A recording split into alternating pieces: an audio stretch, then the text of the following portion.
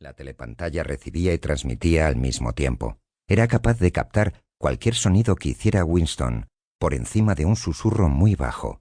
Es más, mientras estuviera en el campo de visión dominado por la placa metálica, podían verle y oírle.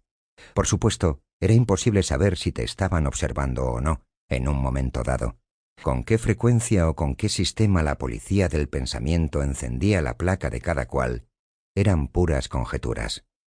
Incluso era concebible que vigilaran a la vez a todo el mundo. Pero en cualquier caso, podían conectarse contigo cuando quisieran.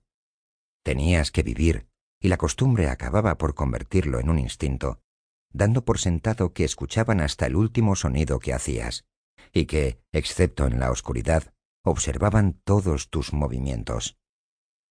Winston continuó de espaldas a la telepantalla. Era más seguro, aunque sabía muy bien que incluso una espalda podía ser reveladora. A 1 kilómetro de allí, el Ministerio de la Verdad, su lugar de trabajo, se elevaba blanco e inmenso sobre el lúgubre paisaje. Eso, pensó con una especie de vaga repugnancia, era Londres, la principal ciudad de la Franja Aérea 1, a su vez, la tercera provincia más poblada de Oceanía.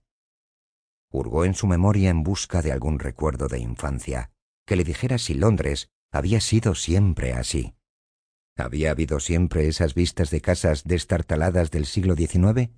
Con los costados reforzados con tablones de madera, las ventanas tapadas con cartones, el tejado cubierto con planchas de hierro ondulado y las absurdas tapias de los jardines inclinadas en todas las direcciones. Y esos sitios bombardeados, donde el polvo de la escayola se arremolinaba con el viento y las adelfas cubrían los montones de cascotes, y los lugares donde las bombas habían abierto un hueco mayor y habían surgido sórdidas colonias de casas de madera que parecían gallineros. Pero fue inútil. No pudo recordarlo. No conservaba de su infancia más que una serie de imágenes muy luminosas, sin el menor trasfondo, que le resultaban casi ininteligibles. El Ministerio de la Verdad, el Miniver, en nueva lengua, era inquietantemente distinto de los demás edificios. Era una gigantesca estructura piramidal de reluciente cemento blanco que se alzaba, una terraza tras otra, a más de 300 metros de altura. Desde donde estaba Winston, podían leerse, labrados con elegante caligrafía en la fachada blanca, los 3 eslóganes del partido. La guerra es la paz, la libertad es la esclavitud, la ignorancia es la fuerza. Se decía que el Ministerio de la Verdad tenía 3000 habitaciones por encima del nivel del suelo, y sus correspondientes ramificaciones bajo tierra. Desperdigados en Londres, había solo otros 3 edificios de tamaño y apariencia parecidos. Empequeñecían de tal modo la arquitectura de los alrededores que desde el tejado de las casas de la Victoria se divisaban los 4 a la vez. Eran la sede de los 4 ministerios en los que se dividía todo el sistema gubernamental. El Ministerio de la Verdad, que se ocupaba de las noticias, los espectáculos, la educación y las bellas artes.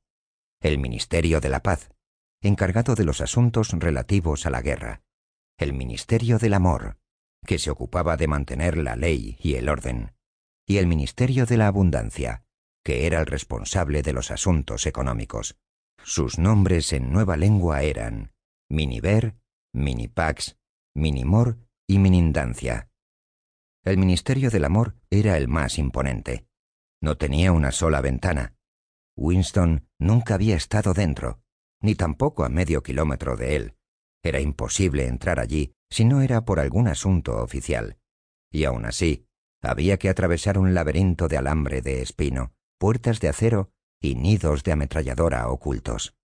Incluso las calles que conducían a las barreras exteriores estaban patrulladas por guardias de uniforme negro, cara de pocos amigos y armados con cachiporras. Winston se volvió de pronto. Había adoptado la expresión de relajado optimismo que convenía exhibir ante la telepantalla. Cruzó la habitación para ir a la minúscula cocina. Al salir del trabajo a esa hora del día, había sacrificado su almuerzo en el bar del ministerio, y sabía que en la cocina no había más comida que un mendrugo de pan moreno.